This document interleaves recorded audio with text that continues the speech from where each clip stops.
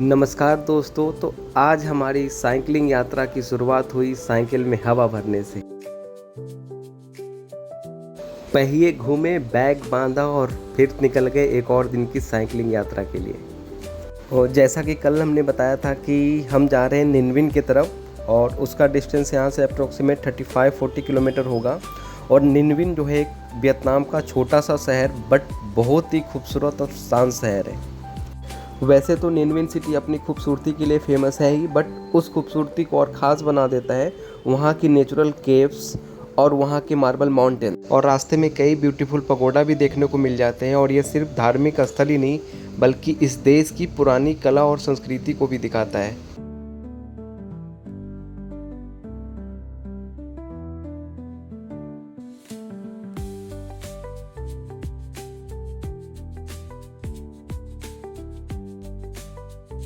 और अभी हम हैं वियतनाम के नेशनल हाईवे QL 1 पे, जो कि वियतनाम की सबसे लंबी और बड़ी सड़क है और यह उत्तर से दक्षिण तक फैली हुई है। हालांकि रास्ता एकदम सीधा था बट कहीं कहीं हमें ट्रैफिक भी मिला और ये बड़े बड़े ट्रक का भी हमें सामना करना पड़ा था रास्ते में।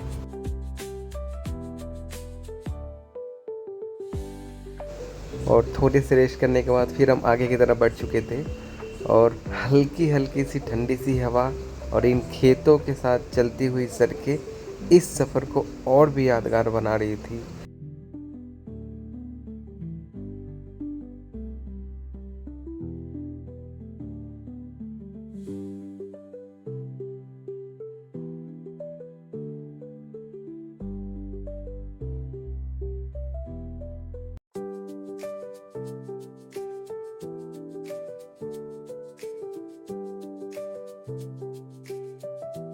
और हमारे इस सफ़र में हर पल नज़ारे बदलते रहे, कभी शहरें, कभी गांव, कभी नदियां, कभी हरे भरे खेत।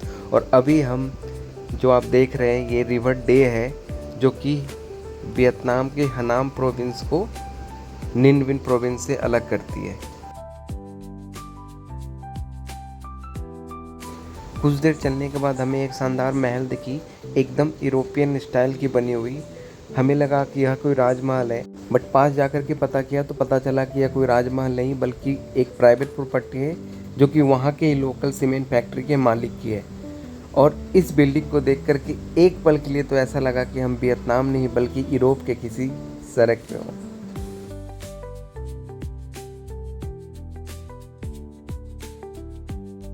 और रिवर डे क्रॉस होने के बाद ही हमने QL 1 को किया टाटा बाय बाय और हमने रुक ली एक लोकल सड़क D491 का। और यह रास्ता काफ़ी शांत था, कोई ट्रैफिक नहीं, दोनों तरफ हरे भरे खेत और ये सामने माउंटेन दिख रहा था और सब कुछ सुकून भरा लग रहा था। और हम लोग अपने साइकिलिंग ट्रिप में मैक्सिमम QL 1 को अवॉइड करना ही चाहते थे, बट कई कई मजबूरियाँ होती थी कि हम QL 1 को अवॉइड नहीं कर सकते थे क्योंकि वही एक ऑप्शन रहता था। और फिर इतनी खाली सड़क को देख करके हम लोग खुद को रोक नहीं पाए कि साइकिलिंग का वीडियो लेते हैं। तो अनुकूल अंकल ने हमारा वीडियो शूट किया था साइकिलिंग करते हुए। और यहाँ पे थोड़ी सी फोटोग्राफी और वीडियोग्राफी करने के बाद ट्रांगान की तरफ बढ़ रहे थे और सड़क सही में काफ़ी शांत था।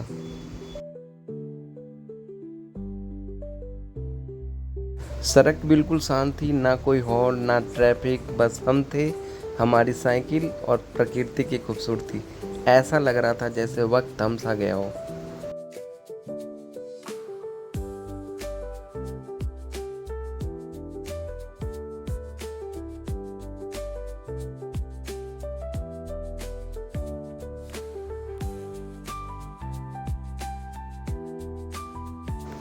इन पहाड़ों की ओर बढ़ते हुए ऐसा लग रहा था जैसे हम किसी फिल्म के सीन में चल रहे हो। ना कोई हॉर्न ना कोई गाड़ियों की कतार, बस एक शांत सड़क, खुला आसमान और हम। शरीर तो थका हुआ था लेकिन मन पूरी तरह शांत और ताज़ा था। जैसे जैसे हम ट्रांगान की तरफ बढ़ रहे थे नज़ारे और भी सुंदर होते जा रहे थे। हरियाली, शांत सड़क और दूर दिखते पहाड़। मन कर रहा था बस कहीं बैठ जाएं और इन नज़ारों को चुपचाप देखते रहे। इतना सुकून था कि सफ़र को थाम लेने का मन हो रहा था। और पता है यहाँ की सबसे ख़ास बात क्या थी? यहाँ की हल्की सी ठंडी हवा, बिल्कुल साफ, ठंडी और सुकून देने वाली। और ये हवा धीरे धीरे चेहरे को छू रही थी, जैसे सफ़र की सारी थकान अपने साथ उड़ा कर ले जा रही हो। और रास्ते में हमें कुछ विदेशी टूरिस्ट मिले साइकिलिंग करते हुए, और इन्हें देख कर के हमारी उत्सुकता और भी बढ़ गई। तो जब हमने पता किया तो पता चला कि आप जिस होटल में स्टे कर रहे हो तो होटल्स ही एक कम्प्लीमेंट्री साइकिल प्रोवाइड करते हैं, या तो आप रेंट पे भी ले सकते हो। आखिरकार हम पहुंच चुके थे ट्रांगान, और यहाँ आते ही सबसे पहली चीज़ जो मेरी नज़रों में उतरी वह थी यहाँ की खूबसूरत और शांत नदी, जिसके लिए यह जगह पूरे दुनिया भर में फेमस है।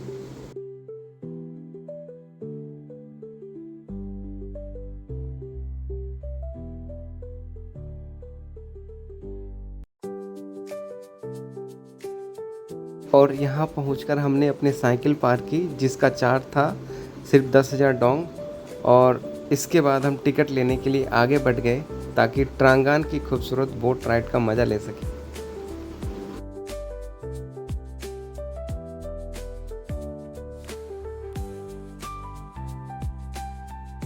और टिकट प्राइस जो थी, सिर्फ अगर ट्रांगान का लेते हो तो 2.5 लाख डोंग था पर पर्सन, और उसके साथ अगर खीकोक भी इंक्लूड करते हो तो कॉम्बो टिकट आपको 3 लाख डोंग की आती थी। आई थिंक इंडियन रुपीज़ में 1000 रुपीज़। और टिकट काउंटर के पास थोड़ी सी भीड़ थी, कुछ फॉरेन टूरिस्ट थे, कुछ लोकल फैमिलीज़, कुछ सोलो ट्रैवलर्स, और सारे लोग अपने बोट राइड के लिए टिकट का वेट कर रहे थे। काउंटर साफ और अच्छे तरीके से मैनेज था, स्टाफ भी बहुत शांत तरीके से सबको गाइड कर रहे थे, और हमारी लाइन धीरे धीरे आगे बढ़ रही थी। और अप्रोक्सीमेट 10 मिनट का इंतज़ार करने के बाद हमें हमारी टिकट मिल गई, और हम बढ़ने लगे थे बोटिंग एरिया की तरफ। सारा एरिया बहुत ही अच्छे तरीके से मैनेज था, हर जगह साफ़ सुथरी साइन बोर्ड्स और डायरेक्शन भी दिए गए थे, जिससे हमें पता चल रहा था कि कहाँ जाना है और क्या करना है। और अब हमारी अगली चुनौती थी बोटिंग रूट चूज करना, क्योंकि यहाँ पे टोटल 3 रूट्स थे और हर रूट की अपनी अपनी खासियत थी, और यहाँ से शुरू हुई हमारी असली उलझन। फिर हमने अपनी रिसर्च स्टार्ट करी, फिर पता चला कि रूट 1 जो है सबसे लॉन्गेस्ट और सबसे फेमस रूट है, और रूट 1 पे कई सारे केव्स और टेम्पल्स है। अगर आप हिस्ट्री और कल्चर पसंद करते हैं then route 1 is best for you. वहीं रूट 2 जो था लेस क्राउडेड और शॉर्टर था इन कंपेयर टू रूट 1। और वहीं बात करें रूट 3 की, तो रूट 3 सबसे अलग था, क्योंकि यहाँ पे इस रीजन का सबसे लॉन्गेस्ट केव डॉट केव था। और उसके बाद अगर आप एडवेंचर और सिनेमेटिक व्यू पसंद करते हैं then route 3 is best for you. अब तो आप लोगों को आइडिया लग ही गया होगा कि हमने कौन सा रूट चुना है। हाँ जी, एकदम सही पकड़े हैं, हमने चुना रूट 3। क्यों? क्योंकि हमें चाहिए था थ्रिल, एडवेंचर और एक दमदार सिनेमैटिक एक्सपीरियंस। और जैसे जैसे हम बोटिंग एरिया की तरफ बढ़ रहे थे हमारा एक्साइटमेंट डबल होता जा रहा था। और जैसे ही हमने रूट 3 चुना थोड़ी ही देर में हमारी बोट आ गई और हम बैठ गए अपने नए एडवेंचर के लिए। बोट में बैठते ही चारों तरफ हरियाली, ऊंचे पहाड़ और शांत पानी देखकर दिल बस कह उठा वाओ। और बोट में बैठते ही जो मैंने सबसे पहले फील किया वह थी शांति और हल्की सी ठंडी हवा। और हमारी बोट धीमी रफ्तार से आगे बढ़ रही थी, पानी एकदम शांत था और दोनों तरफ आप देख सकते हो कि लाइमस्टोन के पहाड़ थे। और बोट में बैठकर सिर्फ पानी की छप छप की आवाज़ आ रही थी, ना कोई हॉर्न, ना कोई भीड़, ना कोई शोरगुल। यहाँ पे था तो सिर्फ प्रकृति की मधुर शांति।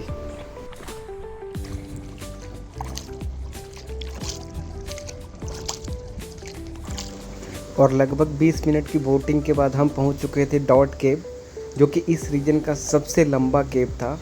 और इसकी जो लेंथ थी वो लगभग 1 किलोमीटर की थी। और केव के अंदर काफ़ी अंधेरा था, बट कहीं कहीं लाइटें लगी हुई थी, जिसकी वजह से हमें रास्ता स्पष्ट दिखाई दे रहा था। पानी एकदम शांत था, ठंडक थी, और उसके बाद इनकी छत जो थी वो भी काफ़ी नीचे थी, जिसकी वजह से हमें कई जगह सर झुका करके बैठना पड़ रहा था।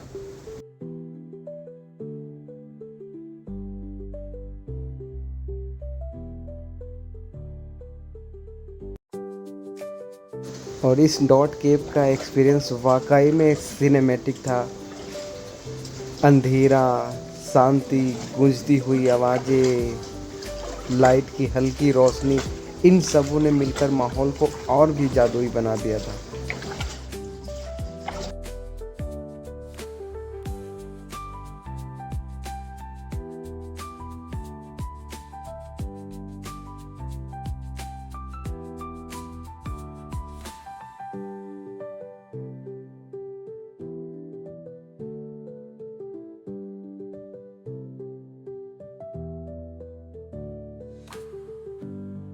और लगभग 10 मिनट के सिनेमैटिक एक्सपीरियंस के बाद हम डॉट केव से बाहर आ गए थे। और बाहर आने के बाद खुला आसमान देख कर के ऐसा लगा कि जैसे कि हम किसी और दुनिया में आ गए हों। और ये क्या, एक केव ख़त्म नहीं हुआ और फिर दूसरा केव भी आ गया। बट इसकी लंबाई डॉट केव के मुकाबले काफ़ी कम थी, बट इसका भी एक्सपीरियंस डॉट केव से कहीं कम नहीं था।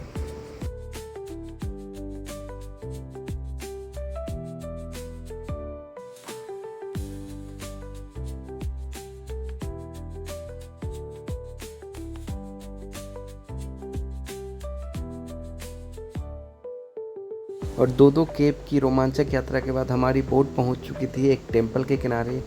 इस टेंपल का नाम था सुई टिएन टेंपल। वैसे इस नाम का मतलब है पवित्र झरना। वैसे इस जगह को प्राकृतिक ऊर्जा और शुद्धता का प्रतीक माना जाता है। और धीरे धीरे फिर मैं और अनुकूल अंकल मंदिर की तरफ बढ़ रहे थे। और मंदिर की तरफ बढ़ ही रहे थे तो हमने देखा दोनों साइड में खेत थे और खेत पे कुछ वहाँ के लोकल मज़दूर काम कर रहे थे।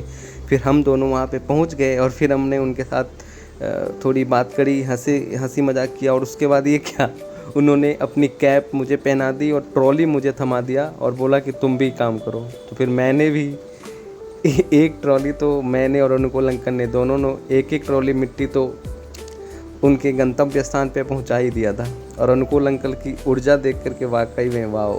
और ये छोटे से पल मेरे वियतनाम ट्रिप का सबसे यादगार और बेहतरीन हिस्सा बन गया था। यही तो असली यात्रा है, रास्तों से नहीं रिश्तों से जुड़ने की। यहाँ के लोकल लोगों से थोड़ी मौज मस्ती करने के बाद हम आ चुके थे ट्रिनी टेम्पल। और यह टेम्पल देखने में वाकई बहुत ही खूबसूरत थी। और इस मंदिर की वास्तुकला पारंपरिक वियतनामी शैली में बनी है। और यह मंदिर जो है प्राचीन वियतनामी योद्धाओं और राज परिवारों को समर्पित है।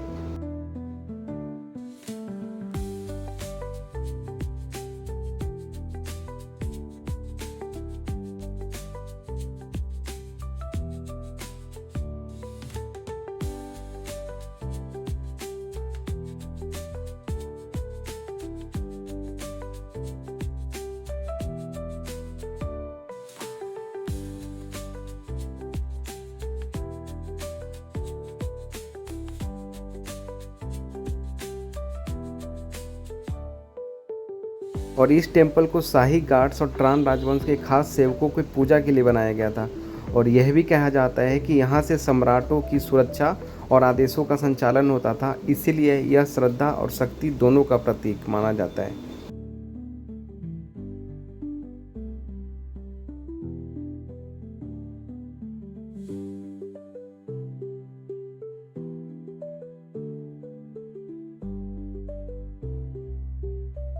तो बेहद भव्य और खूबसूरत टेम्पल के दर्शन करने के बाद हमारी बोट आगे बढ़ चली थी अपने अगले मंजिल की तरफ। और हमारा अगला मंजिल होने वाला था भू लाम रॉयल स्टेप। और ऐसा कहा जाता है कि यह जगह ट्रांगान के हरे भरे पहाड़ों और नदियों के बीच छिपा हुआ एक प्राचीन शाही स्थल है। और आपको पता है, ट्रांगान को हेलोंग बे ऑन लैंड भी कहा जाता है, क्योंकि जिस तरीके से ये ऊंचे ऊंचे चूने पत्थर के पहाड़, शांत बहती नदियाँ और रहस्यमयी गुफाएं हेलोंग बे में था। फर्क बस इतना है कि ये सब समुद्र पर नहीं, ज़मीन पर है। और यह जगह वाकई जादुई है, शांति और प्रकृति का परफेक्ट मेल।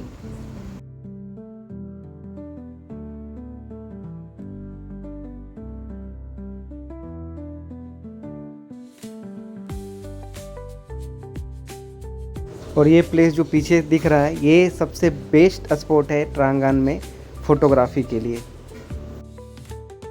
और ट्रांगान को एक्सप्लोर करने के टाइम यहाँ पे जितने भी टेम्पल्स दिखे वो देखने में सुंदर ही नहीं, बल्कि इनकी हर एक दीवार, हर एक छत पर वियतनाम की प्राचीन कला और इतिहास की छाप साफ नज़र आती है। और आप इस चीज़ को इस वीडियो के माध्यम से आप खुद ही फील कर सकते हो। ये मंदिर सिर्फ पूजा की जगह ही नहीं बल्कि इतिहास की कहानी भी सुनाते हैं।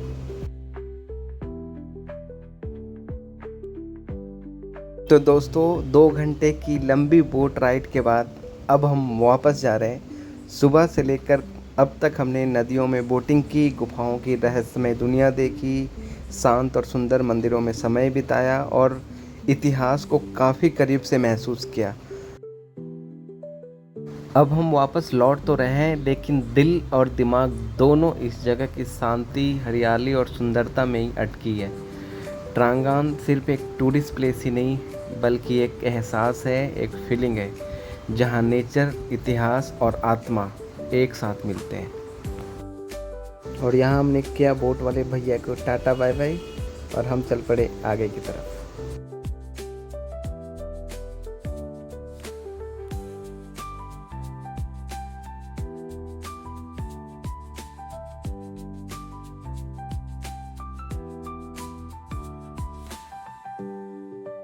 और ट्रांगान का सफ़र कंप्लीट होने के बाद हम निकल पड़े थे खीकोक की तरफ। और यहाँ पे हमारे साथ एक इंसिडेंट हुआ। एक्चुअली हुआ क्या था कि हमने तो कॉम्बो टिकट ले लिया था और खीकोक के लिए आपको बीच में ही कहीं उतरना पड़ता था, बट हमें तो पता ही नहीं था। जब हमने यहाँ पे आए तो फिर हमें लगा कि हमने तो खीकोक तो मिस ही कर दिया।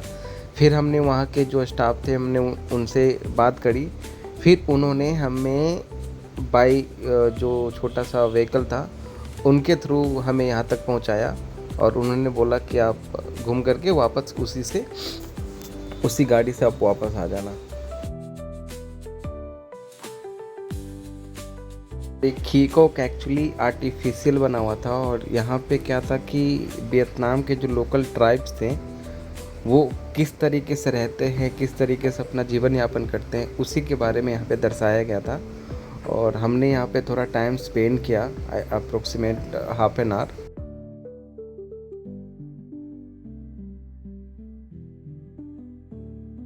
और यहाँ पे एक छोटा सा कैफ़े भी था तो यहाँ पे हमने कॉफ़ी का आनंद लिया।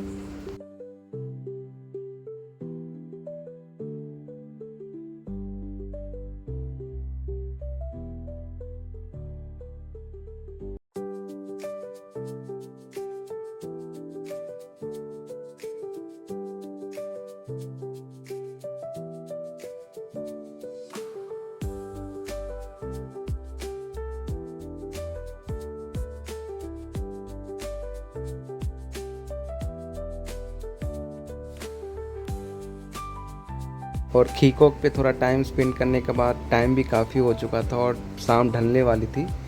फिर मैं ट्रांगान आया और यहाँ से अपनी साइकिल उठाई और हम चल पड़े थे निनविन की तरफ। और ट्रांगान से निनविन का डिस्टेंस अप्रोक्सीमेट 12 किलोमीटर था और ट्रांगान आते आते लगभग शाम ढल चुकी थी और रास्ते से हमें आज के डिनर का सामान भी लेना था। ओह ये क्या, ये तो क्रैब है। एक्चुअली यहाँ के हर एक लोकल स्टोर में आपको क्रैब ईजिली आपको मिल जाएंगे। तो यहाँ से हमने वेजिटेबल्स लिए और कुछ राइस लिया और फिर उसके बाद हम लोग बढ़ चुके थे निनविन सिटी की तरफ। और एक्चुअली आज का होटल हमने बुक नहीं किया था, हमने डिसाइड किया कि रेलवे स्टेशन के पास में कोई होटल जा कर के हम बुक करेंगे क्योंकि कल रात की हमारी ट्रेन है हुए के लिए।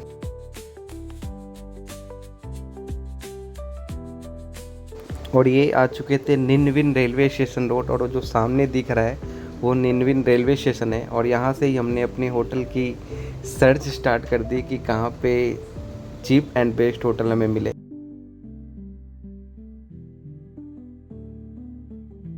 और यहाँ पे कई सारे होटल्स में बार्गेनिंग करने के बाद और थोड़ा सर्च करने के बाद फाइनली ये जो सामने की होटल है वो हमें मिल गई और उसका चार्ज था 4,50,000 डोंग इंक्लूडिंग ब्रेकफास्ट। और इस होटल का सबसे बेस्ट पार्ट यह था कि यह साफ़ सुथरा तो था ही और साथ में स्टेशन के एकदम पास में था। तो दोस्तों ट्रांगान की खूबसूरत और शांत भरी यात्रा यहीं ख़त्म होती है। अब थोड़ा आराम करेंगे और कल मिलेंगे एक नए सफ़र पर निनविन सिटी के एक लोकल टूर के लिए। तब तक के लिए गुड नाइट, टेक केयर।